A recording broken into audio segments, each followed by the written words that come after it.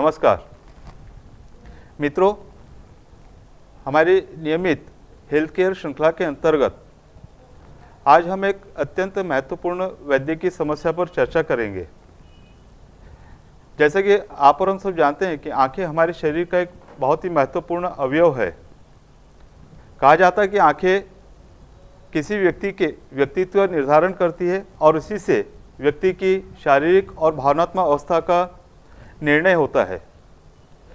बढ़ती उम्र का असर शरीर के हर अवयव पर होता है और आंखों पर भी होता है। इसी उम्र का एक प्रभाव आंखों में मोतियाबिंदु यानी कैटरेक्ट के रूप में होता है। और इस महत्वपूर्ण चर्चा के लिए आज हमारे साथ उपस्थित है शहर के जाने माने नेत्र रोग विशेषज्ञ डॉक्टर अनिल जी हरवानी। डॉक्टर साहब, आपका हार्दिक स्वागत है। शहर के ये तो परिचित चेहरा है, फिर भी कर्तव्य के नाते इनके परिचय के तौर पर डॉक्टर हरवानी जी विदर्भ ऑप्थेल्मिक सोसाइटी के पास प्रेसिडेंट हैं। अमरावती डिस्ट्रिक्ट ऑप्थेल्मिक सोसाइटी के ये पूर्वाध्यक्ष रहे हुए हैं। अपनी निजी प्रैक्टिस के अलावा कई सामाजिक संस्थाओं में इनका योगदान रहा है और संत रूपभजन हॉस्पिटल, लायंस क्लब आदि सामाजिक संस्थाओं से ये जुड़े हैं। इन्हें संत कंवर अवार्ड ऑफ एक्सीलेंस भी मिला हुआ है।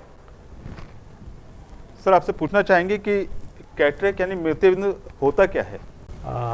कैटरेक्ट जो कि हमारा आज का विषय है, हमारी आँख में एक कुदरत का दिया हुआ लेंस रहता है, कांच के जैसा पारदर्शी रहता है। वो लेंस पारदर्शी रहता है तो हमको सब क्लियर दिखते रहता है। जब इस लेंस की पारदर्शिता कम होते जाती है, यानी वो सफ़ेद होता जाता है, पारदर्शिता कम हो रही है, समझ लीजिए कांच खराब हो रहा है, तो हम उसके आर पार नहीं देख पाएंगे, धुंधलापन हो जाता है। इसी को कैटरेक्ट कहते हैं। सर, इसमें जो पीड़ित व्यक्ति है, हाँ, उसके अंदर में उसको क्या लक्षण दिखाई देंगे? कैटरेक्ट में एक चीज़ तो मैं बताना चाहूँगा और सभी लोगों को स्पष्ट करना चाहूँगा कि कैटरेक्ट की वजह से आँख में और कोई परेशानी नहीं होती। मोतियाबिंद की वजह से कभी आँख लाल नहीं होती, आँख में पानी नहीं आएगा, दर्द नहीं आएगा, ये सब कुछ नहीं होता है। जैसा कि हमने देखा कि कैटरेक्ट यानी वो लेंस जो पारदर्शी है वो सफ़ेद होता जा रहा है, तो उसका परिणाम यही होगा कि हमारी दृष्टि में धुंधलापन आएगा। जैसे जैसे ये सफ़ेदी बढ़ते जाएगी वैसे वैसे हमारा नज़र कम होते जाएगी, चीज़ें धुंधली दिखेगी। कई बार शाम को ड्राइविंग, रात को अगर हम ड्राइविंग करते हैं तो सब लाइट एक तरह से सब फैलता हुआ दिखता है, क्योंकि वो धुंधला हो गया लेंस, वहाँ से प्रकाश पूरी तरह से पहुँच नहीं पाता है। कभी दूर देखते हैं, जैसे चाँद की तरफ देखें तो 2 या 3 चाँद दिखते हैं। मुख्य उसका जो लक्षण है ये कि आपकी नज़र पहले जैसी नहीं रहती है, दृष्टि कमज़ोर होना चालू होती है। तो अलग अलग प्रकार में, कुछ प्रकार के मोतियाबिंद में जैसे पेशेंट को दिन में अच्छा दिखता है लेकिन शाम में धुंधलापन हो जाता है। किसी प्रकार के मोतियाबिंद में पेशेंट को शाम को अच्छा दिखता है, धूप में उसको कम दिखता है। तो अलग अलग प्रकार के ये जो लक्षण है, मुख्य लक्षण एक ही है कि नज़र उसकी धुंधली होती जाती है, इसके अलावा और कोई सिम्टम नहीं होता है। तो ये किस उम्र में, जैसे कि हमने शुरुआत में देखा कि ये बढ़ती उम्र का तो एक लक्षण है, तो क्या सिर्फ बढ़ती उम्र में ही होता है? बढ़ती उम्र एक सबसे उसका मुख्य कारण है। सबसे अधिक प्रमाण कैटरेक्ट का बढ़ती उम्र की वजह से ही होता है, पर ये किसी भी उम्र में हो सकता है। मैं तो यहाँ तक नवजात शिशु में भी हो सकता है, या जन्म से ही कैटरेक्ट, कंजेनाइटल कैटरेक्ट बोलते हैं। किसी बच्चे का पैदाइशी ही लेंस उसका अपारदर्शी रहता है, उसको कंजेनाइटल या जन्मजात मोतिबिंदु भी कहते हैं उसे। इसके अलावा डायबिटीज़ अगर रहा तो ये होने की संभावना बढ़ जाती है। अल्ट्रावायलेट रेडिएशन, यानी जिन्हें धूप में बाहर खेतों में जैसे ज़्यादा काम करना पड़ता है जिन्हें, या बाहर, उन लोगों में ये होने की संभावना बहुत मतलब अधिक हो जाती है उनकी अपेक्षा जो दिन भर ऑफिस में काम करते हैं। और मार लगने पे भी, अगर लेंस को थोड़ा सा भी मार लग गया, चाहे परफोरेटिंग इंजरी हो चाहे ब्लंट इंजरी, मतलब ऐसा मुक्का मार हो या फिर तीक्ष्ण आर पार हो, किसी भी प्रकार के मार लगने की वजह से भी मोतियाबिंद हो सकता है। कुपोषण की वजह से भी मोतियाबिंद हो सकता है। तो इसका डायग्नोसिस या निदान किस तरह से हो पाएगा? तो इसका निदान करने के लिए बस किसी विशेषज्ञ के पास जाके आँखों की जांच करवाई जाए, उसी से हो सकता है। हाँ, हम ये उम्मीद ज़रूर रखेंगे कि आते समय अगर उनका किसी और बीमारी के लिए, शरीर के किसी और बीमारी के लिए भी कोई उपचार चल रहा है तो उसके फाइल और क्या मेडिसिन चल रही है, ये अगर हमें उस समय बता दे तो और ज़्यादा सुविधा हमें हो जाती है जांच में। जैसे आपने कहा कि डायबिटीज एक जैसे बहुत महत्वपूर्ण कारण है। डायबिटीज़ है, ब्लड प्रेशर है, या फिर हार्ट अटैक आया है तो उस वजह से एक गोली रहती है एस्पिरिन, उसको बंद करना पड़ता है सर्जरी। तो मतलब हमको उसी समय पेशेंट को फिर अपना ओपिनियन देने में सहायता हो जाती है। तब जैसे मान के चलें कि किसी व्यक्ति का डायग्नोसिस हुआ है कि उसका कैटरेक्ट हुआ है, तो उसके ऊपर में उसका ट्रीटमेंट या उपचार क्या होगा? मेडिकल साइंस में आज तक मोतियाबिंद के ऊपर केवल एक ही उपचार संभव है, वो है ऑपरेशन करके ये जो लेंस हमारी आंख में खराब हो गया है, अपारदर्शी हो गया है, उसे निकाल कर उसकी जगह पे नया आर्टिफिशियल इंट्राओक्युलर लेंस डाल दें। इसके अलावा और कोई उसमें उपचार संभव नहीं है। तो जैसा कुछ एक प्रचलित पैथी है या कुछ एक ऐसे ड्रॉप्स हैं जिनके बारे में कहा जाता है या तो मोतियाबिंदु बढ़ना रोक देते हैं या मोतियाबिंदु को ठीक कर देते हैं, ये कहाँ तक उचित है? नहीं, ये बिल्कुल गलत है। आज तक मेडिकल साइंस में ऐसा कोई भी स्टडी सामने नहीं आई, ऐसा कोई हमारे सामने प्रूफ नहीं आया है जिससे ये पता चले कि कोई आई ड्रॉप या कोई और या विटामिन की गोलियां लेने से मोतियाबिंद कम हो जाता है या उसका बढ़ना रुक जाता है। किसी भी तरह का और कोई उपचार यहाँ काम नहीं करता है। तो दर्शकों, एक बहुत ही महत्वपूर्ण बात डॉक्टर हरवाणी जी हमसे कह रहे हैं कि जब मोतियाबिंदु का डायग्नोसिस हुआ है तो इस पर एक और केवल एक ही उपचार है, वह है ऑपरेशन यानी सर्जरी, और इसके अलावा इसके ऊपर कोई भी उपचार संभव नहीं है। तो जैसा मेडिकल साइंस प्रोग्रेस कर रहा है, तो आपके हिसाब से पुराने और नए ऑपरेशन पद्धति में कुछ फर्क आया है क्या? हाँ, ये अब इतना जो मेडिकल, आप अगर आज से 15-20 साल पहले जो मोतियाबिंद के ऑपरेशन का या 20-25 साल पहले मोतियाबिंद के ऑपरेशन की पद्धत देखेंगे और आज की पद्धत देखेंगे तो मैं तो ये कहूँगा यह फ़र्क ज़मीन आसमान का फ़र्क है। उसे मैं सादे शब्दों में समझाना चाहूँगा। पहले तो हम ये समझ, हमने जैसे बताया कि मोतियाबिंद आँख के अंदर जो एक लेंस रहता है वो ख़राब हो गया है, वो हमें निकालना है। उस लेंस की साइज़ रहती है 8 से 9 मिलीमीटर। 8 से मैं बता दूं कि 1 सेंटीमीटर में 10 मिलीमीटर होते हैं, लगभग 1 सेंटीमीटर। अब आँख एक बॉल की तरह है, उसके अंदर 8 से 9 मिलीमीटर का जो लेंस है वो ख़राब हो गया है, वो हमें बाहर निकालना है। तो जाहिर है कि हमें जो चीरा लगाना पड़ेगा आँख को वो बाहर निकल, वो भी 8 से 9 मिलीमीटर का होगा, बड़ा होगा। हाँ, तो पुराने ज़माने में वैसे ही करते थे कि 8 से 9 मिलीमीटर का चीरा लगाते थे, वो ख़राब हो गया, वो लेंस बाहर निकाल देते थे और उसकी जगह पे नया आर्टिफिशियल लेंस आँख के अंदर डाल देते थे। अभी 8 से 9 मिलीमीटर का चीरा आप खुला नहीं छोड़ सकते, आँख के हिसाब से ये काफ़ी बड़ा हो गया, तो हम उसे टाके लगाते थे। पर अब जो नई पद्धत है जिसको फेको इमल्सिफिकेशन कहते हैं, उसमें यह चीरा जो सिर्फ मुश्किल से 2 मिलीमीटर का हो गया है, यानी 1/4 समझ लीजिए, 1/4 भी नहीं, 1/5वां हिस्सा। वो इस छोटे से चीरे से क्या करते हैं कि फेको इमल्सिफिकेशन का एक पार्ट रहता है हैंड पीस, ये हमारे पेन के जैसा रहता है, इसी टाइप से। इसकी साइज रहती है 2.2 मिलीमीटर, ठीक है। इसको हम अंदर डाल देते हैं आँख के अंदर इस बहुत छोटे से चीरे से, और फिर पीछे उसकी जो बड़ी मशीन जुड़ी हुई रहती है उसको चालू कर देते हैं। उसको चालू करने से क्या होता है कि ये जो टिप है, समझ लीजिए रिफिल जो है, ये 1 सेकंड में 40,000 बार आगे पीछे होती है, इतनी उसकी फ्रीक्वेंसी रहती है। इसको फिर हम उस मोतियाबिंद के ऊपर रख देते हैं और मशीन चालू किया तो इसके घर्षण से, इसकी फ्रीक्वेंसी से वो मोतियाबिंद जो खराब हो गया है लेंस, वो उसका क्रश होना चालू हो जाता है, चूरा करते जाता है, उसका पाउडर बन जाता है। और उसी समय वो मशीन उस चूरे को खींच भी लेती है पूरा आँख के बाहर। यानी 8 से 9 मिलीमीटर की चीज़ जो हमारी आँख के अंदर खराब हो गई थी वो हमने 2.2 मिलीमीटर से निकाल ली। अब हमको जो नया लेंस डालना है वो कम से कम 6 मिलीमीटर का चाहिए, उससे छोटा काम नहीं करेगा। तो आजकल जो लेंसेस आते हैं वो फोल्डेबल रहते हैं, उनको हम फोल्ड करके एक स्पेशल सिरिंज में भर लेते हैं।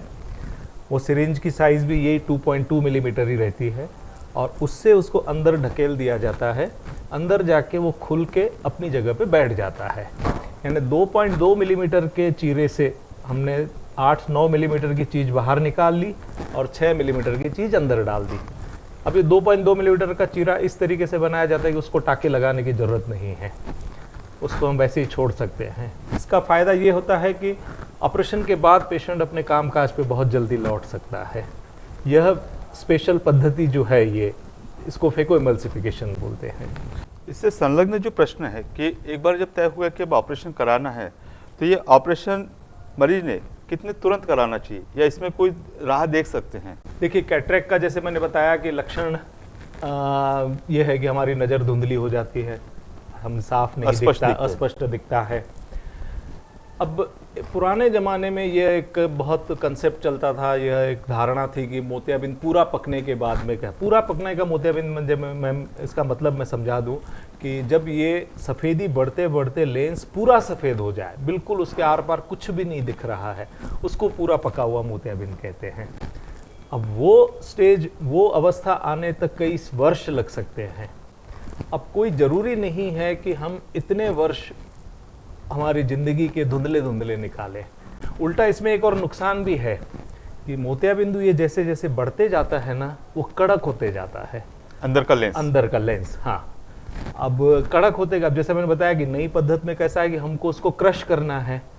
अब अगर ये इतना कड़क हो गया तो कई बार ये क्रश करने में हमको फेको एमल्सिफिकेशन में बहुत तकलीफ होती है, और इसी वजह से कई बार फिर फेको एमल्सिफिकेशन छोड़ के हमको पुरानी पद्धति से ऑपरेशन करना पड़ता है। इसलिए मैं तो उस स्टेज तक मोतियाबिंद को न पहुंचने दिया जाए, वही अच्छा है।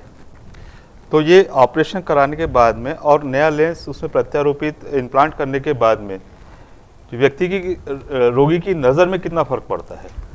अगर उसे आंखों की और कोई बीमारी नहीं है, जैसे उसका रेटिना, ऑप्टिक नर्व और बाकी सब ठीक है, तो उसे पूरी नज़र वापस आ जाती है। और आजकल जो लेंसेस आ रहे हैं उसमें ये भी हो जाता है कि आपके, अगर मान लीजिए पहले से जो चश्मे का नंबर है आपको लगा रहे हैं आप, अब मोतियाबिंद के बाद हम नया लेंस डाल रहे हैं। अब नया लेंस तो हम कोई भी नंबर का डाल सकते हैं, तो हम आपके चश्मे के नंबर का भी लेंस उसमें जोड़ के डाल सकते हैं, ताकि आपको चश्मे से भी एक हद तक छुटकारा मिल जाता है। नज़र काफ़ी पूर्ण स्पष्ट हो जाती है, कोई तकलीफ नहीं होती, और पूरी नज़र से आप बिना चश्मे के भी काम कर सकते हैं। डॉक्टर साहब, इसके बाद में कि जैसे ऑपरेशन होने के बाद में मरीज ने क्या क्या सावधानी लेनी चाहिए, जैसे पोस्ट ऑपरेटिव केयर कहते हैं? आजकल जो ऑपरेशन की पद्धति है उसमें पट्टी भी नहीं की जाती है, आँख को बंद भी नहीं किया जाता है, कोई इंजेक्शन नहीं लगाया जाता है। पेशेंट 2-3 घंटे में ही घर जा सकते हैं, और घर जाके आप उसी दिन से टीवी देखना चालू कर दो, कोई प्रॉब्लम नहीं है उसमें। और चौथे 5वें दिन से आप अपने रूटीन सारे कामकाज चालू कर सकते हैं। तो इसमें जो पहले एक बहुत कॉमन चीज़ होती है, एनेस्थेसिया जो दिया जाता था, सूंघने की दवाई दी जाती थी, उसका कहाँ तक इसमें रोल है? अब लगभग 80 से 90% जो कैटरेक्ट की सर्जरी होती है उसमें किसी प्रकार की सूंघनी नहीं दी जाती है, सिवाय आई ड्रॉप से। वो एक आई ड्रॉप डाल के ही आँख सुन्न हो जाती है, कोई इंजेक्शन नहीं दिया जाता, कोई और वो जो नशे के डॉक्टर बुला के जो वो दिया जाता है, ऐसा कुछ भी नहीं है। सिर्फ आई ड्रॉप डाल के ही आँख सुन्न कर दी जाती है, और उतनी देर में सर्जरी, जितनी देर उसका इफेक्ट रहता है उतनी देर में सर्जरी हो जाती है। हाँ, कुछ कुछ केसेस ऐसे रहते हैं, जैसा मैं अभी बताया कि अगर मोतियाबिंद बहुत ज़्यादा बढ़ गया, जब हमको लगता है कि यह मोतियाबिंद निकालने में हमें ज़्यादा समय लगेगा, ज़्यादा तकलीफ होगी, ऐसे वक्त फिर हमको आँख के चारों तरफ 2-3 इंजेक्शन दे के आँख को पूरा सुन्न करना पड़ता है, और फिर करना पड़ता है ऑपरेशन। उसमें पट्टी भी करनी पड़ती है, पर उसमें भी 5-6 घंटे के बाद में पेशेंट घर जा सकता है। पर व्यक्ति इसमें शुद्धि में होता है, हाँ, होश हाँ, में हाँ, होता हाँ, है, पूरी तरह बेहोश करने की कोई जरूरत नहीं। बिल्कुल भी बेहोश बिल्कुल भी नहीं किया जाता, वो चाहे तो हमसे बात भी कर सकता है ऑपरेशन करते करते। तो दर्शकों, डॉक्टर हरवानी साहब ने हमें एक बहुत ही कॉमन और बहुत ही एक दुखद जो बीमारी है कैटरेक्ट, उसके बारे में बहुत निश्चिंत किया है कि इस बीमारी का जितनी जल्दी निदान हो और जितनी जल्दी इसकी सर्जरी हो उतना अच्छा है। इसके लिए तो किसी एनेस्थेसिया की ज़रूरत है, न किसी टाँकों की ज़रूरत है, न किसी तरह के ब्लड की ज़रूरत है। ऑपरेशन के बाद में मरीज उसी दिन घर जा सकता है, अपने काम पे लग सकता है। डॉक्टर हरवानी जी, इस वैद्य की चर्चा के बाद में आमतौर से सभी की एक उत्सुकता होती है कि एक डॉक्टर के व्यक्तिगत जीवन के कुछ पहलुओं के बारे में जानकारी। तो मैं अभी ये नॉन मेडिकल से संबंधित आपसे प्रश्न करना चाहूँगा कि आप अपने जीवन की सफलता का राज क्या मानते हैं? हाँ, ये बड़ा, इतने सारे सवाल मुझे डिफ़िकल्ट नहीं लगे, ये पहला सवाल मुझे ज़्यादा डिफ़िकल्ट ऐसा कोई। फिर भी मैं अपने पास्ट में, भूतकाल में झांकता हूँ तो मुझे लगता है कि एक शायद 11th क्लास में हिंदी में मैंने एक लेसन पढ़ा था, पेड़ और ठूंठ। शायद हम साथ में ही थे, पता नहीं आपको याद है या नहीं।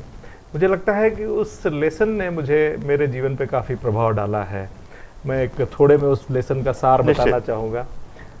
उसमें 3 तरह की ज़िंदगी तुलना की गई थी। एक घास की ज़िंदगी जिसका कोई अपना बेस या कुछ उसकी जड़ें मजबूत नहीं होती हैं, वो बहुत तेज़ हवा जिस तरफ आई उस तरफ उखड़ के हवा के साथ चली जाती है, अपना कोई उसका मजबूत बेस नहीं रहता है। एक दूसरी ज़िंदगी ठूंठ, ठूंठ यानी स्टम्प, मतलब तना रह गया, ऊपर का झाड़ काट दिया। उसकी ज़िंदगी का तुलना की गई थी कि कितना भी आंधी तूफान आ जाए, कुछ भी हो जाए, वो टस से मस नहीं होता, वो अपने सिद्धांत और अपने उस पर अड़ा हुआ रहता है, बिल्कुल जरा सा भी टस से मस नहीं होता। और इन दोनों के साथ में एक तीसरी ज़िंदगी कंपेयर की तुलना की गई थी, वो एक हरा भरे वृक्ष की ज़िंदगी, जिसके बेसिक सिद्धांत, जो बेस तो मजबूत है, तना और जड़, वो नहीं हिलता है अपनी जगह से, लेकिन ऊपर का हिस्सा समय और देश और समाज और बाकी परिस्थितियों के हिसाब से थोड़ा बहुत इधर उधर हिलते रहता है। वो उतनी फ्लेक्सिबिलिटी या लचीलापन उसमें रहता है। हाँ, मूलभूत सिद्धांत जो है वो मजबूत है, उसमें कोई मतलब हिला नहीं सकता उसको। मैं हमेशा इस झाड़ की ज़िंदगी जीना चाहूँगा, क्योंकि वही छाया देता है, वही फल देता है। तो दर्शकों, आज की एक बहुत ही महत्वपूर्ण चर्चा जिसमें डॉक्टर हरवाणी जी का हमको मार्गदर्शन मिला, उसे हमें काफ़ी कुछ सीखने को मिला। हम डॉक्टर हरवाणी जी का धन्यवाद करते हैं, उनका आभार मानते हैं। और डॉक्टर साहब, आप स्टूडियो में आए और सभी का मार्गदर्शन किया, आपके आभारी हैं।